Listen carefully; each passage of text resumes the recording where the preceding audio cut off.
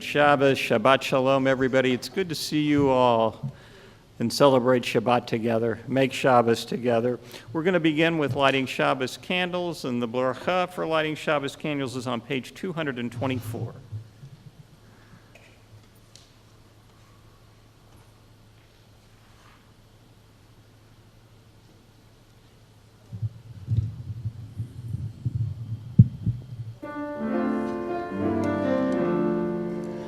Baruch atah Adonai, Eloheinu melech haolam,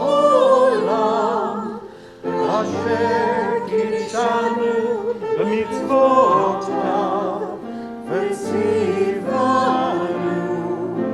lehadlik ner shel Shabbat.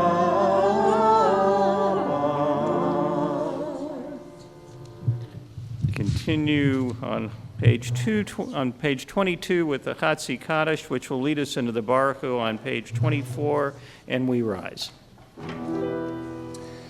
Yitgadal v'yitgadash shemei Rabbah, B'alma divrach chiruteh v'yamlich malchuteh, b'chayechon uvyomechon ufchaydech kol beit Yisrael, bagala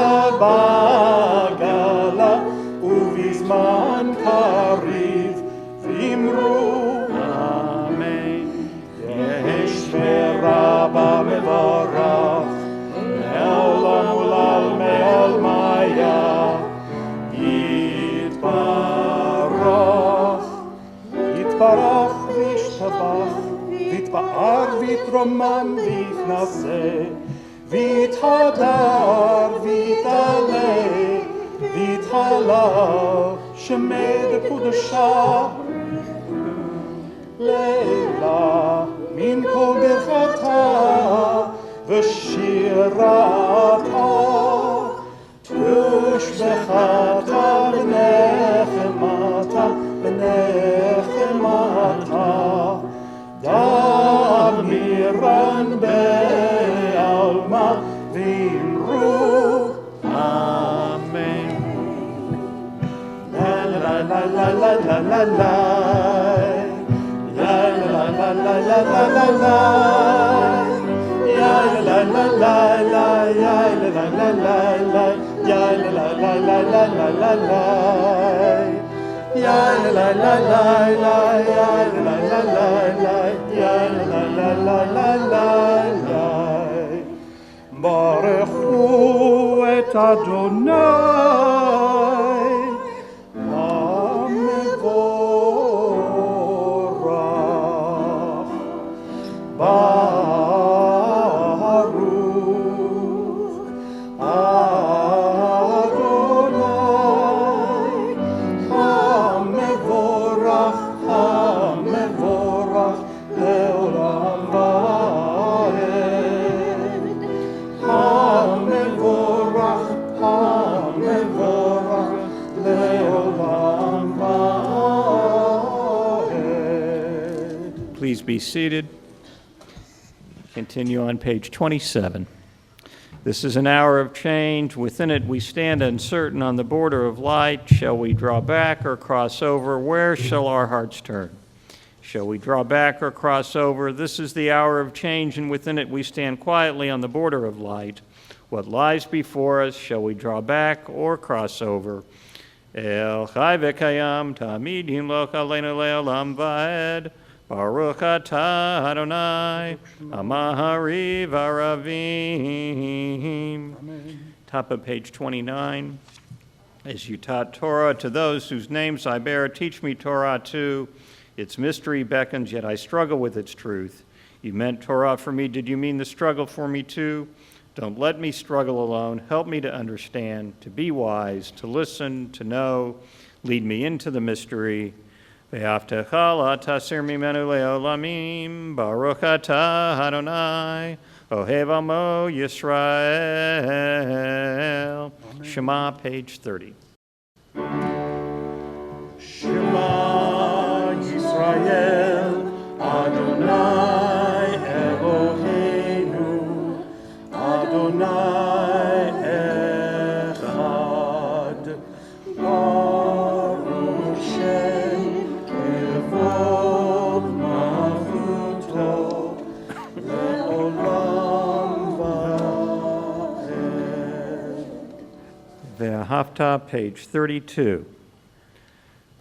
Ve'ahavta et Adonai Elohecha b'chol levavcha v'chol nafshecha v'chol meodecha v'hayu hadvarim ha'ele asher anochi mitzavecha hayom alevavecha v'shinantam levanecha b'dibarta bam v'shivtecha b'veitecha uvleftecha v'derech ushafbecha uvkumecha ushartam leot al yadecha v'hayu letotafot beineinecha uchtavtam al mezuzot beitecha uvisharecha Leman tiskaru v'yasitem ekol mitzvotai v'yitem kadoshim le'elohechem Ani Adonai Elohechem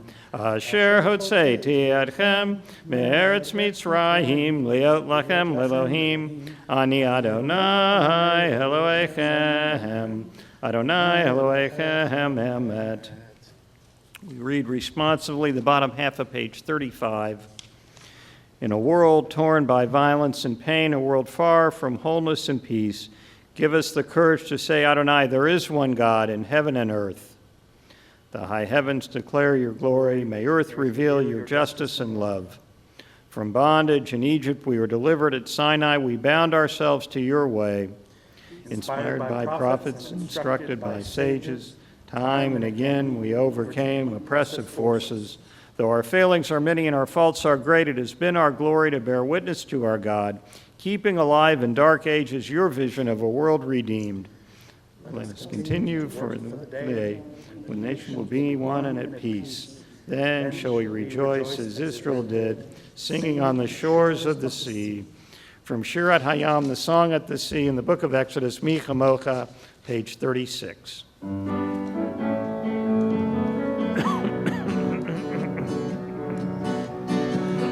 La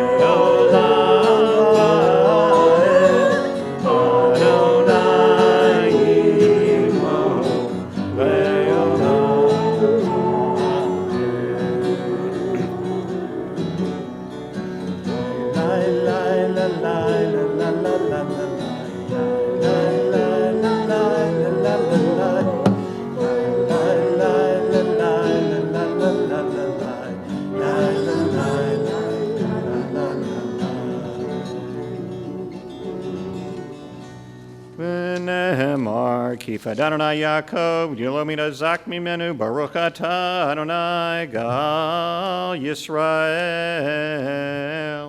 Top of page 39.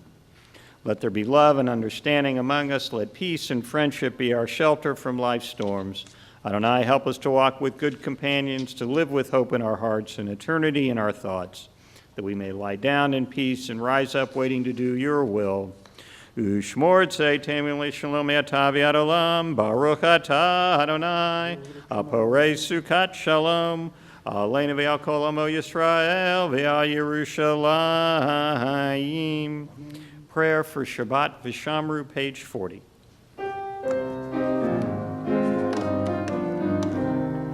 V'Shamru b'nei Yisrael et HaShabbat, לעשות את השבת לדורתם ברית עולם. ושמרו בני ישראל את השבת, לעשות את השבת לדורתם ברית עולם. ביני ובין בני ישראל אותי לעולם, אותי לעולם.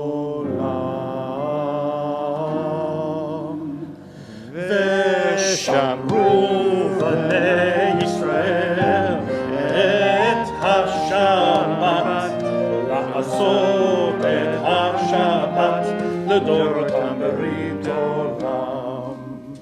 כי ששת ימים עשה אדוני, עשה אדוני את השמיים ואת הארץ.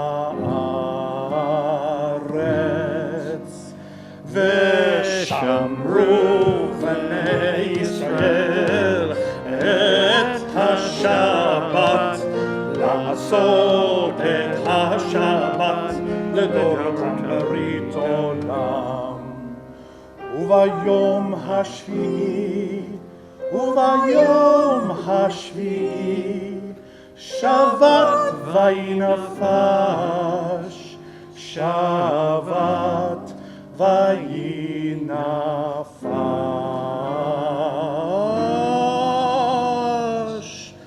ושמרו בני ישראל את השבת, לעשות את השבת לדורתם ברית עולם. ושמרו בני ישראל את השבת, לעשות את השבת לדורתם ברית עולם. We rise for the silent Amidah, which begins with the meditation on page 130 and goes through page 153. A couple of quick reminders. One, there are some pages that are solely for evening, some for morning, so be mindful of that. And also, if you are somewhat new to this Siddur, this prayer book, on the right side is the actual prayer in the Hebrew with the transliteration of the Hebrew, and then the translation below. On the facing page on the left are readings suggested by the theme of the prayer on that page. And when you've finished the Amidah, you may be seated.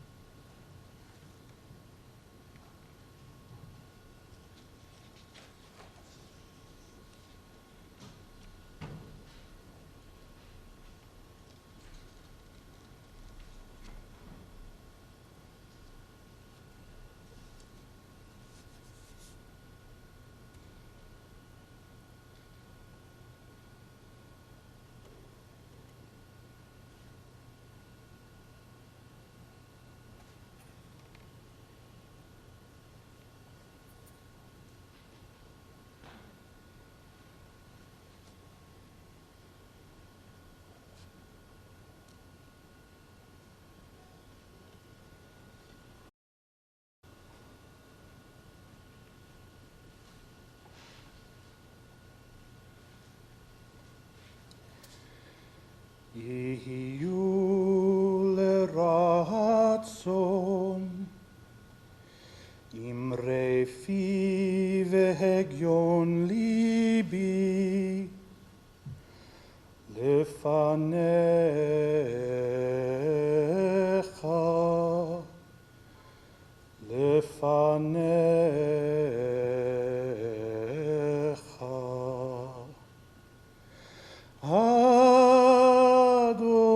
Adonai, צורי וגואלי,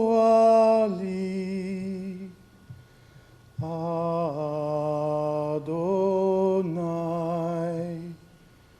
צורי וגואלי,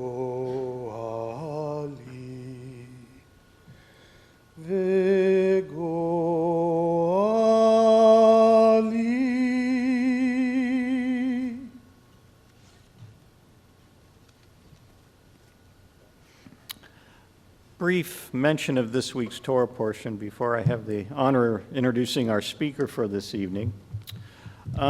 This week's Torah portion is Toldot in the book of Breshit, the book of Genesis. It is the continuation of the story of really one family that takes up most of the book.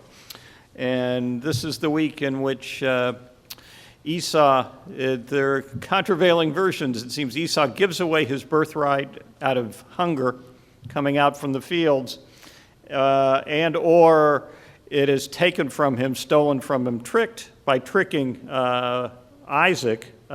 Jacob and Rebekah kind of fool Isaac, and thereby Isaac giving the birthright to Jacob when it actually should belong to Esau. I want to kind of focus on Esau for just a brief moment with a couple of things that speaks to his marginalization and what that means in general, I think. And he is marginalized. And if not marginalized, by the time you get to Talmud, it's almost like demonized for being different. And it points to a sense of not really looking at the person. And so this happens in two ways in the Torah portion. The first is when he gives away his birthright because of hunger, it's often interpreted as some sign of weakness.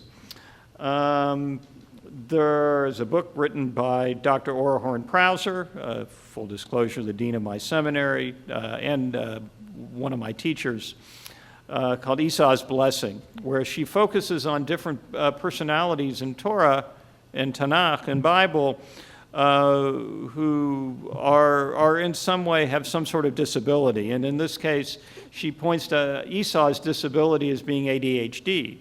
So he is one who would be quick to give away a birthright, to be somewhat reflexive in his conduct without thinking about it too hard.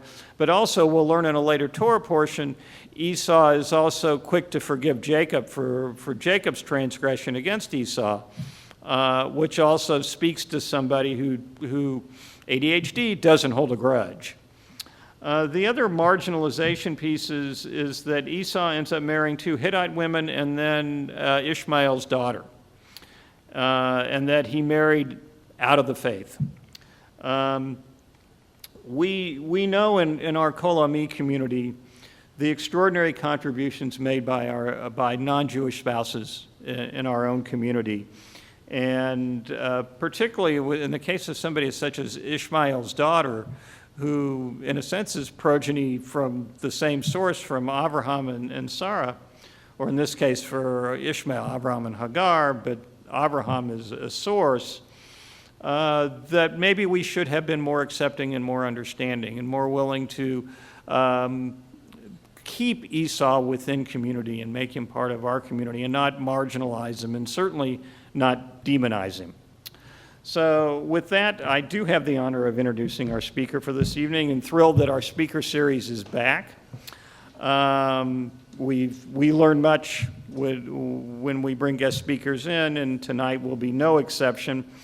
I've known Suzanne Gladney and you, Alan Lieber, for, I think it goes back to the B'nai Yehuda Social Justice Committee in the mid-'80s, and have admired your work in the community from the very beginning through now and beyond. I kind of, if they gave out baseball cards, like those baseball cards for heroes, I would have you as two of my cards, that people that I want to somehow not just admire, but exemplify. And particularly Suzanne's work with the immigration community goes back those many years and beyond. Suzanne Gladney is the attorney, the executive director of Migrant Farmworkers Assistance Fund, one of our 4 justice partners. Prior to that, she was managing attorney for Legal Aid of Western Missouri, particularly specializing in immigration law. I dare say, Suzanne, you've probably saved countless lives and given quality of life to so many more, seeking the humanity in all and not marginalizing anyone, something that we as Jews should understand better than anybody, given our own immigration experience. So with that, it is my pleasure and honor to introduce Suzanne Gladney.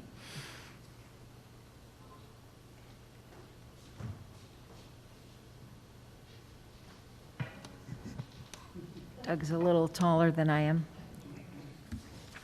Thank you very much for having me. It's great to be back here. I was the director of the UNICEF program for Kansas City for about 30 years, and my office for that was just on the other side of this wall over here. So actually, I think I still have keys to this building too, from years ago. I thank Deborah and Stan for introducing us to Kol Ami, and I've known Doug, as he said, for a very long time, so I'm very happy to be here, and I'm very happy that we are one of the 4 mitzvah projects that Kol Ami has decided on. In 10 minutes, it is not possible to tell you everything about migrant farm workers as people or the organization that I'm happy to be part of. Migrant farm workers are very close to us here. They're less than an hour away in the western part of Lafayette County. Lafayette County is the county that immediately adjoins Jackson County. So if you just go like on Independence Avenue, which is Highway 24, if you just continue on that, you will end up in Lafayette County. The orchards, there are lots of apple orchards, peach orchards out there. There are 3 of them that are large enough that they have labor camp housing on their properties. The others are generally small family-owned farms that have you-pick or a very few number of family workers that pick their properties. When I started this program in 1984 inside legal aid, I grew up in Missouri. I had no idea. My parents grew up in northern Missouri living on farms. I had no idea that we had migrants in Missouri. And that's because we are a very, very small migrant state. We have about 6,000 migrants that come through Missouri, and the largest group of them are down in the Boot Heel of Missouri. That's actually where I started the program, was down in the Boot Heel, because that's where the largest group of migrants are. It became really obvious that the type of program that we have in Lafayette County could not operate in that big of a migrant population, and so we needed to set up many other organizations down there to spread out over the Boot Heel. Legal Aid continues to do some work down there, and we are somewhat a part of that a little bit, but our majorities are in Lafayette County. The orchards in Lafayette County spread over about 60 miles. We have about 81 children still left after the migrants have now left for the season. We have about 60 families, 60 to 65 families that live on orchard properties year-round. So year-round, we're serving around 300 to 400 people. The migrants arrive in the last week of July, and they just now are leaving. They left in the end of October, and we had about 400 here this year. So we go from 350 to 400 to bloomed up to 800 for about 3.5 months. I was telling Doug outside that we're so excited and waiting for them to arrive at the end of July. And at the end of October, where we just have been, we are thinking there surely must be oranges in Florida and Texas that are waiting for you folks to get there because we're exhausted. We have a holistic program that serves people in a lot of different services because it's an extremely rural area. I don't know for sure here in Kansas City that there is something similar, but I haven't ever lived myself in a place that is 30 to 35 miles from a grocery store. So over this 60-mile span, there's one grocery store, and it's in Lexington, and it's tiny. My sister said one time, living close to there, that she was not going to live anywhere again that didn't have fresh mushrooms. I mean, you're lucky if you can get a fresh stalk of celery in the grocery store there. So we do food distribution. That's why one of the things that you're looking for us are rice and beans. Those are staples of the people we're serving. So it's white rice, not minute rice, and it is pinto beans, dry, hopefully not in cans. So we go through about 200 food bags a week. You all have also been providing brown paper bags. If we don't get them donated from people who save them at the grocery store for us, then we have to buy them. And so we have in many years purchased brown paper bags for these 200 grocery bags a week. We also do a lot of just distribution of clothing. There is one Walmart in Lafayette County. It's in Higginsville, and it's not a giant Walmart. The largest Walmart is in Marshall, and from Lexington, it's about 50 miles over there. So when you have people who often don't have a vehicle, or they may have a vehicle, but they don't have a lot of money to be able to drive 100 miles round trip to get to Walmart in Marshall, we do clothing distribution, especially for the migrants. They arrive in the end of July when can get up to 100 degrees, and they're still here in the end of October. They're limited, very limited in what they're allowed to bring in the vans and school buses that bring them here. And so they don't have the right clothing from July that they need at the end of October. We do a lot with education. The kids that are in the migrant stream and the kids who live here year-round are in 3 different school districts that spread out over this territory, from Wellington to Lexington to the Santa Fe district. I don't know how many of you know very much about rural schools, but Wellington has 114 students in 13 grades. They graduated 6 students last year. It's so tiny, nobody in Wellington, on a per-student formula in public schools, nobody in Wellington gets a very good education when you have 114 students. So we have students in those 3 districts. There is one black child, and that child is a Jamaican student who's in 1st grade, who's one of our students. So our students are the minority, and they're very, very few. We have 7 students in Wellington. We have about 25 students in Lexington, and we have about 40 students in the Santa Fe district. So we have students spread out all over. We have a teen leadership program where we have a staff person and a vehicle sitting at each one of these schools on Tuesday afternoon, and we bring them to a middle place to have a session together, where at least you can have about 20 teenagers that are all Mexican or all Latino. Most of them are Mexican derivatives or born in Mexico. So we do a lot with education. We had 7 graduates this year. That's the most we've ever had in a year.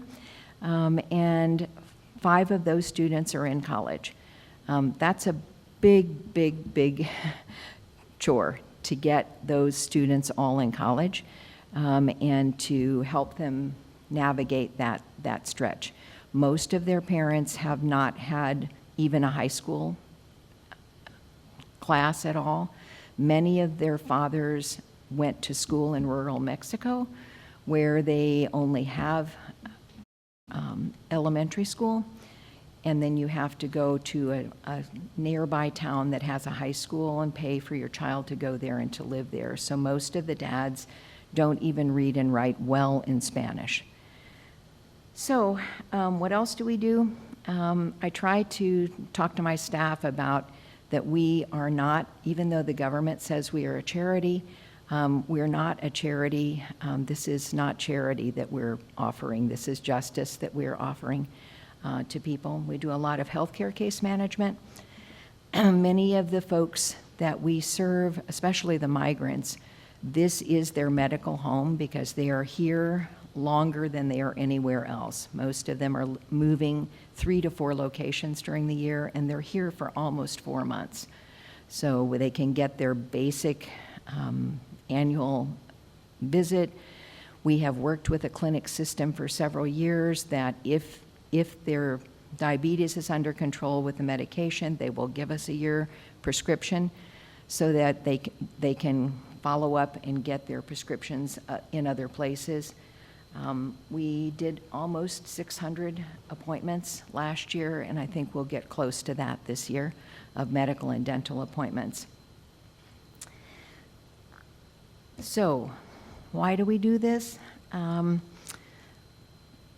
Two things in Jewish heritage of mine is that in Hebrews, you remember always that we were wanderers. and that we were strangers, and that you may, by helping them, have entertained angels without knowing it. Also in Leviticus, that when strangers reside with you in your land, you will help them, and you will love them as you love yourself, because you were strangers in Egypt. I think those are the part of the reasons of why we're doing it. I think another reason is that they are the people who pick many, many, many parts of the food that we eat. There's many apples and oranges cannot be picked by machines. They're picked by people's hands. And the migrants that we serve are up on ladders 14, 16 hours a day, and picking apples, picking peaches. They're really delicious. And having them give them to you the day that they pick them, when we go out there, they are always giving us apples and peaches. And they're really delicious. So, how can Kolami help us? I think just understanding more about who they are. We use volunteers, especially during the season, during the apple season. So basically, we have volunteers help us on Monday nights, every Monday, starting from the first Monday in August to the last Monday in October. So I think that might be a possibility to see if there's a group that want to come out on a Monday and help us. It's in a big, huge open parking lot. We have a Migrant Head Start program. There wasn't a Migrant Head Start program for many years. I was able to get it established. This was the 17th year for it this year. We're in a building that was built as a roller rink, a roller skating rink. But it's a lot of fun outside. It's very communal. A lot of people coming, walking around, seeing somebody that worked with them 2 or 3 years ago that they didn't know was here this year.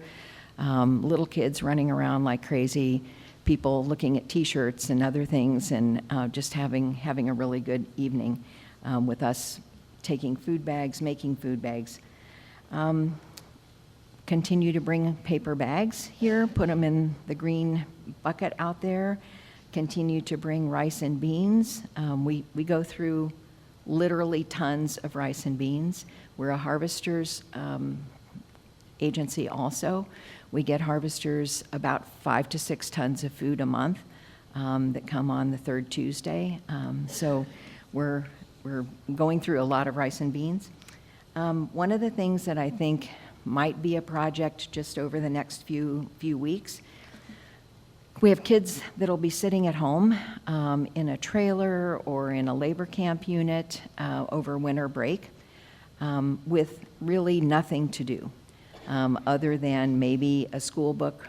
So coloring books or little books that might interest them, so like word search books, word puzzles, things like that, that we could take out to them. We go out there and see them all the time while they're on their break, because literally they're sitting there with nothing to do. Rural internet is pretty limited, so a lot of them don't have access to the internet or to any cell towers out there, so literally they're just sitting there for a long time over the winter break. So, questions? That's who we are and what we do. There must be a question somewhere. I have a question. Yes. What about funding? What about funding? Well, thank you for asking. Funding is something that's always something we need, of course, and our budget this year is about $300,000.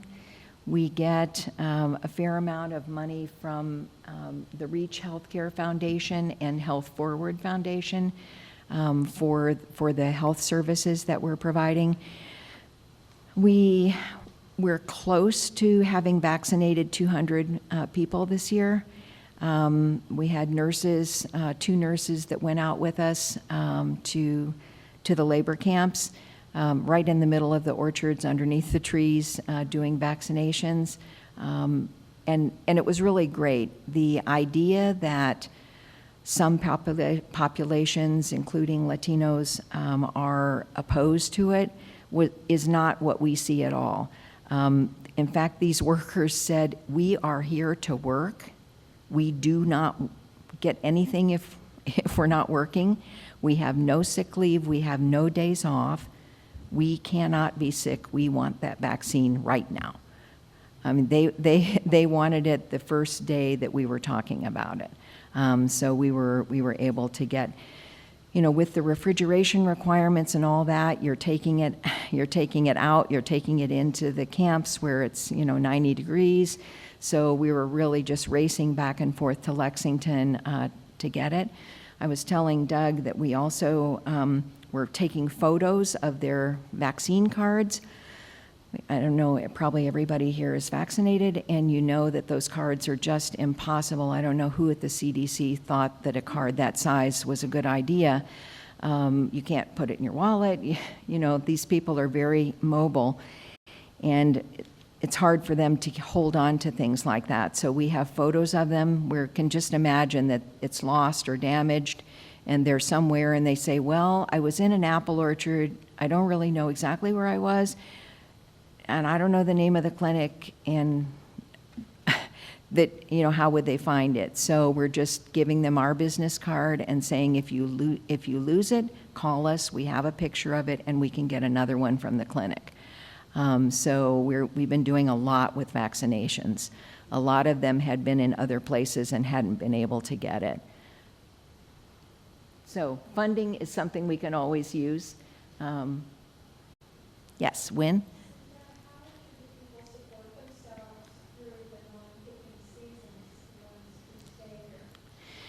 The question is, how do people support themselves through the non-picking seasons? Their crew leader arranges for another place for them to go next, and so typically the migratory folks from here go to either South Texas or North Florida for citrus. They will be there until about March or April, and then they will start a northward progression. Usually some of them are stopping to do onions in Vidalia onions in Georgia on their way, and then some will go up to Michigan and do cherries up there and then come down here. Some will do corn detasseling across Indiana and Iowa before they come down here. Typically they have about a 2-week span in between, because the orchard contracts with a crew leader to bring them and has a date that they have to be here, because they have to know for sure they've got enough people to do the season. And so typically they're here for about a week to a week and a half, just sitting in the unit. They have to be here, but they're not getting paid.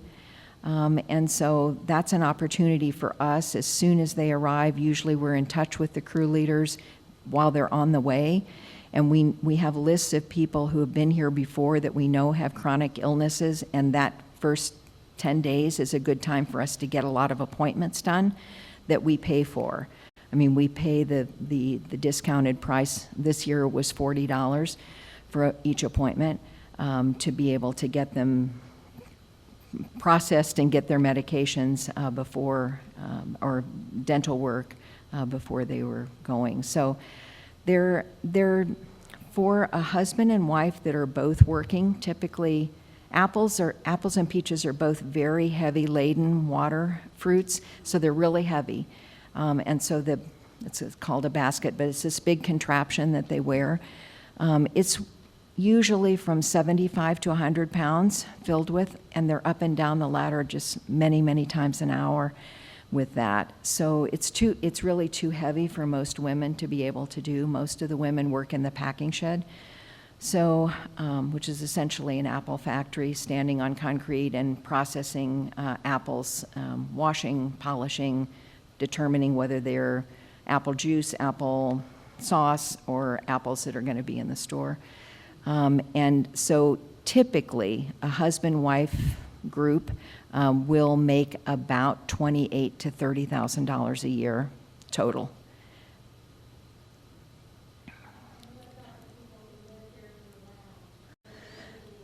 The year-round people are typically the same, but The men usually mostly they have a year-round work. They also are pickers during the season, but then in the off-season, most tree fruits, apples and peaches, bear a good solid amount of apples and peaches for about 7 or 8 years, and then those trees have to be torn out and new trees put in. So they're constantly doing acreages of trees. They're also oiling and working on the machinery that's in the packing sheds, or just hundreds of conveyor belts and things that need to be worked on over the winter. Tractors, pallet jacks, all those kind of things. Most of the women don't have any work after the packing shed closes because they're just in such rural areas. There's not any stores. Waverly is about 300 people, and that's the site of the largest orchard. And there's a Casey's gas station, and there's an auto parts store. The major event in Waverly a year and a half ago was that a Dollar General opened. So if you can't buy what you need at Casey's gas station or Dollar General or the auto parts, you are about 40 miles any direction from another store.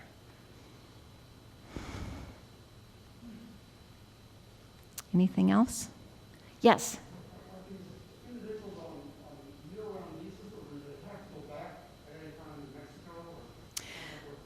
Question, are they on year-round visas or have to go back? We had this year about 130 that were on, they're called H-2A, agriculture temporary visas. Those folks needed to leave by the 3rd week of October. They had been doing some melons in South Missouri before they came here. The contractor that worked with them this year was brand new to Missouri, had never had a contract in Missouri before. He's from Georgia. And so those folks had been here about 5 months total when they left. Most of the other workers are not here on any kind of a visa like that. We have a lot of blended families where the kids often were born here and are U.S. citizens. Dad may have legalized through the amnesty program, farm worker amnesty program in 85, 86. Sometimes mom is in the process of getting legalized through dad being legalized, but that's a really long wait. So it's a kind of a variety of mixes. We have a number of people, I think of the 5 graduates that are in college, only one of them has one parent who's legally here. So again, you've got people that are very, very hesitant to drive because the likelihood that they might be stopped by the police, not have a driver's license, then be turned over to immigration is pretty high. And so just very careful about driving so that's kind of the year-round people.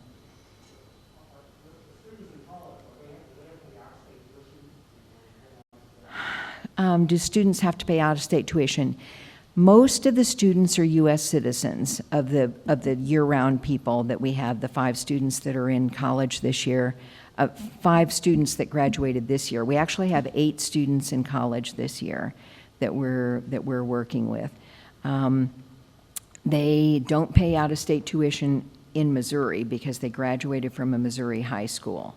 We have one that's in Chicago. Her grandmother lives in Chicago. Her grandmother was also a migrant, but now has retired and is in Chicago. So we have one student in Chicago this year. She's at a private school, Roosevelt University, that's very close to where her mom lives, her grandmother lives. So, but the kids, most of the kids, I'm just trying to think, I think all of the kids that we have right now were born in the United States. So we have had kids that were not, but right now, the little Jamaican boy was not born here, but he's legally here as a resident. Suzanne, where is your headquarters? Where's your office?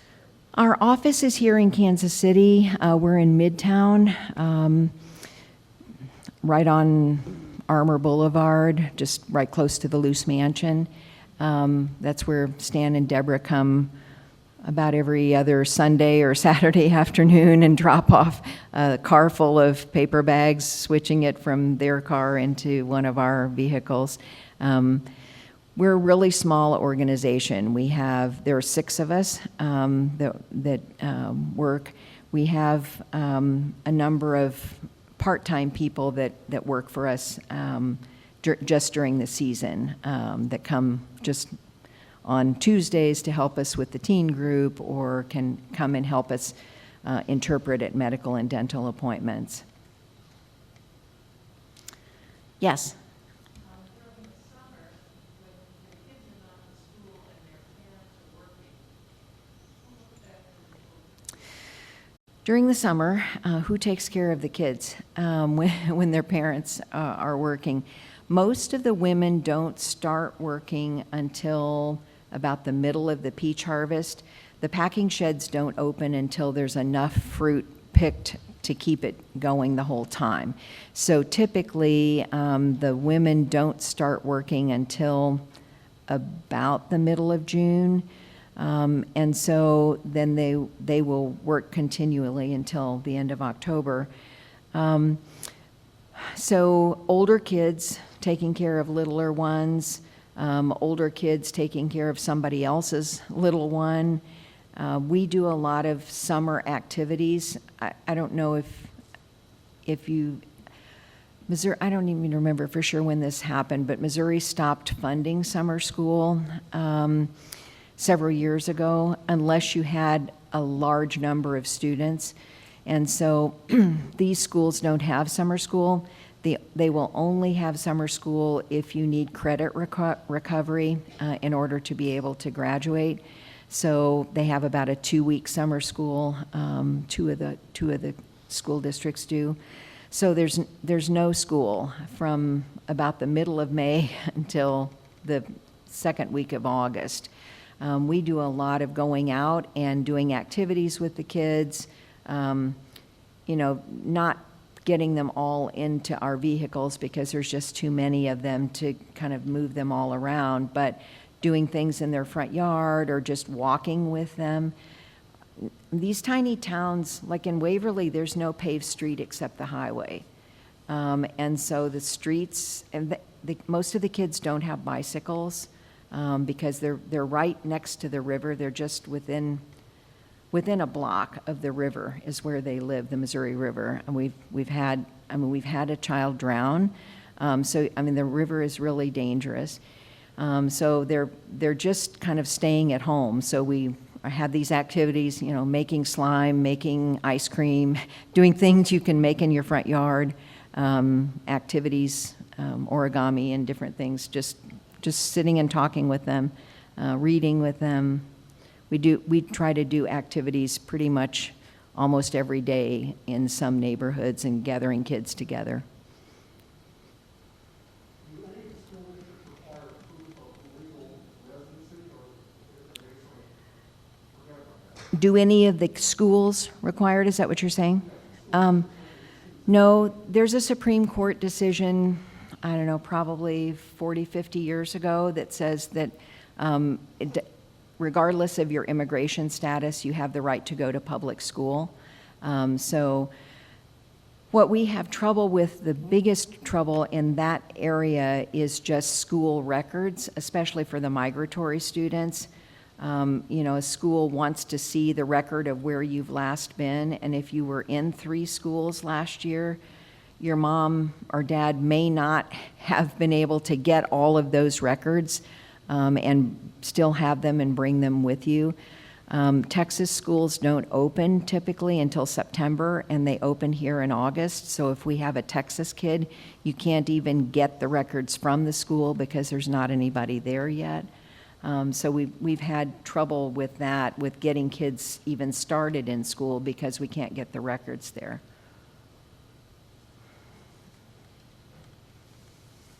Other questions? Thank you. I'd be happy to answer more questions any other time, or just have you come out, even if you're not coming on a Monday night, if you want to come out and just sort of go on a trip with us down the road and sort of see. There's large no trespassing signs at all of these places, but we have permission to be on their property. The buses, the school buses don't go onto their property. They can't get mail on those properties.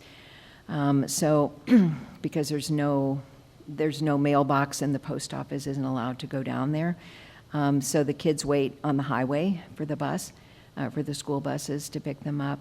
But we have permission to go on the orchard. So we take a number of people just kind of in our van and just go around and let you see kind of what it looks like.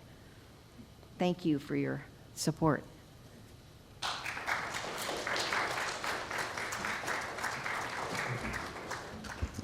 And thank you for tonight for all the work that you do, the incredible work you do. A few prayers to conclude our service. It's time now when we think about those who can't be with us due to illness. We wish them Rufuah Shlema, Rufat HaNefesh, Rufat HaGuf, a complete healing, a healing in both spirit and body. On the top of page 203 is the Mishaberach prayer for healing. There are some names posted. Are there any other names of those you know who are in need of a blessing of healing? Yeah, Pat.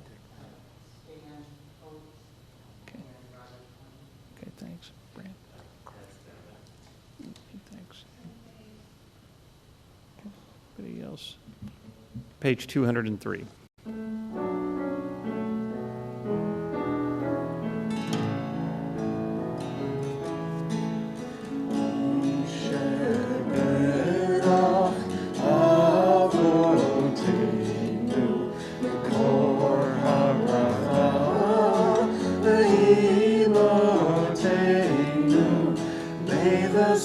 Of strength, rest the ones before us.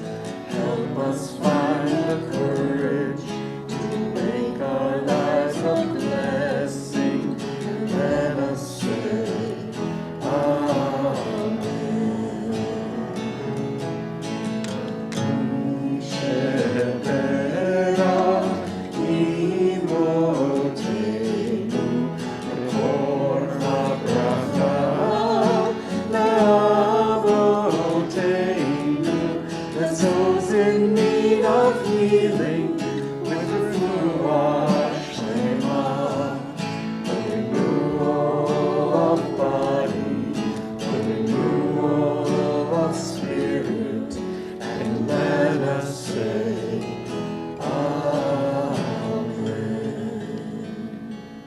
Rise for Aleinu, page 214.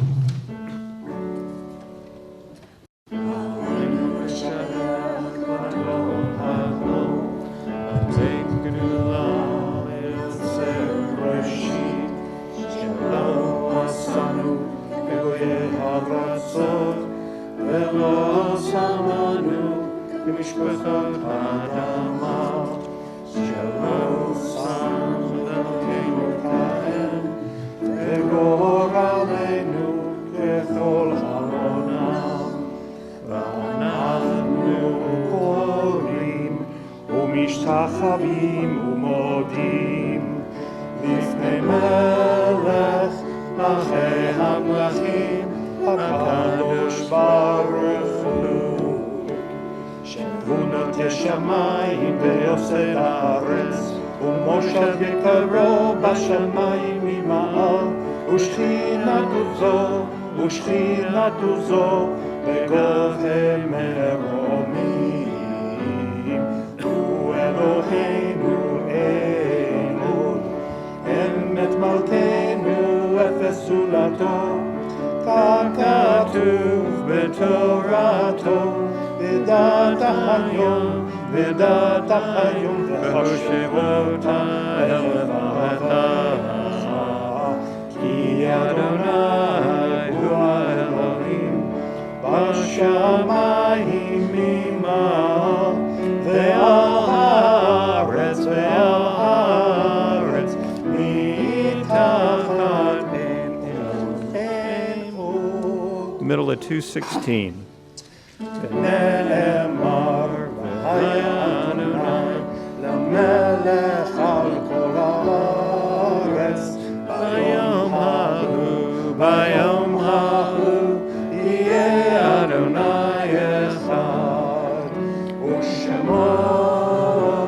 ושמו אחד. For mourners Kaddish, observing the yahrzeit of Charlene Fleischer, friend of Brad Ordo. Also recall one laid to rest this week, Andrew Corson, the brother of Ethan Corson. Anybody else observing a yahrzeit or wishes someone's name to be remembered for mourners Kaddish? Kaddish Chateau, mourners Kaddish, page 221.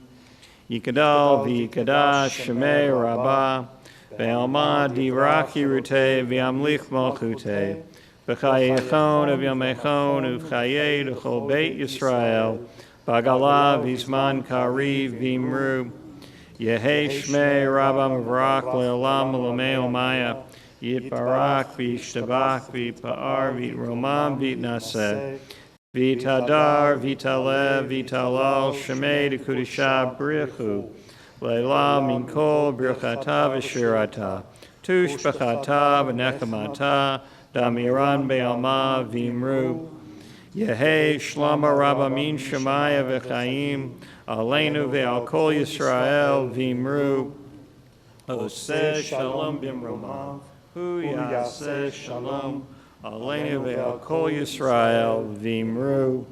May the source of peace send peace to all who mourn and comfort to all who are bereaved. And let us say, Amen. Please be seated. I want to thank our wonderful musicians, to Brenda, to Judith, to Karen. Thank you so much for beautiful music tonight, for leading us in worship.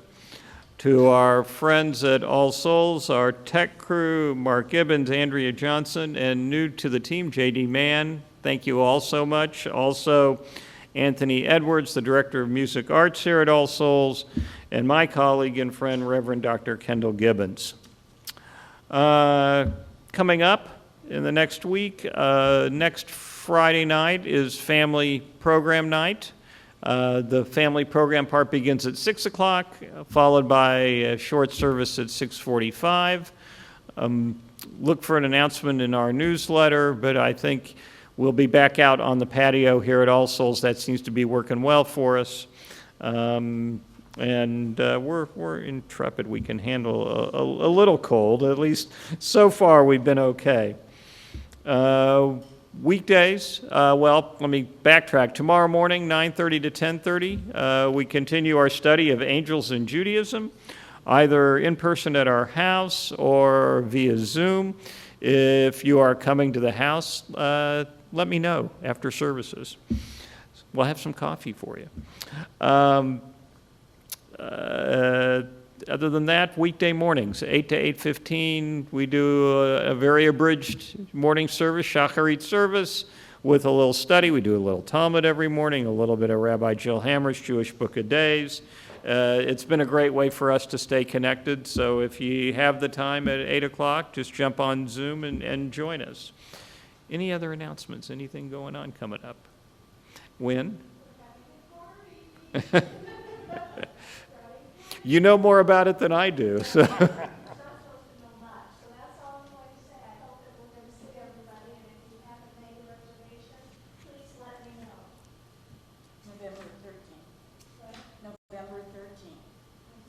Yeah, November 13th. Yeah, from 5 to 7 over there at, yeah, I do know the time and I know the place. That much I do know about. That's about it. Anything else? Okay. Kiddush and Motzi, you find it starting on 231. Vayihir vayvoker yom hashishi, vayechulu hashamayim ve'aretz, v'chol tzivam, vayechol Elohim bayom hashvihi, malakto asher asa, vayishbot bayom hashvihi, mikol malakto asher asa, vayevarek Elohim et yom hashvihi, Vayakadesh Oto, Ki Hivo Shavat Mikol Malakto, Asher Bara Elohim Lasot. Page 232. Baruch atah Adonai Eloheinu melech haolam, borei peri hagafen. Baruch atah Adonai Eloheinu melech haolam, asher kiddushanu b'mitzvotav v'ratzavanu, B'Shabbat Kodesho Be'ahava Ratzon Hinchilanu Zikaron L'Maseh V'Reishit Ki Hu Yom Techila L'Mikra'e Kodesh Zecher L'Tziat Mitzrayim Kivanu V'charta Ve'otanu Kidashta Mikol Amim V'Shabbat Kodshecha Ve'ahava Uvratzon Hinchaltanu Baruch Atah Adonai Mekadesh HaShabbat.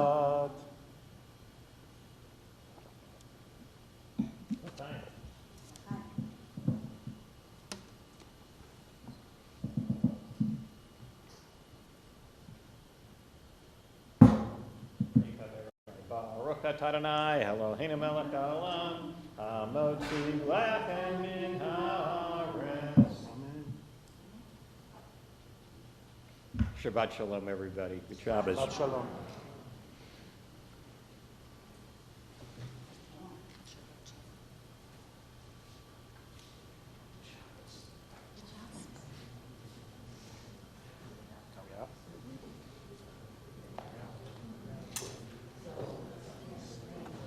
Oh, good.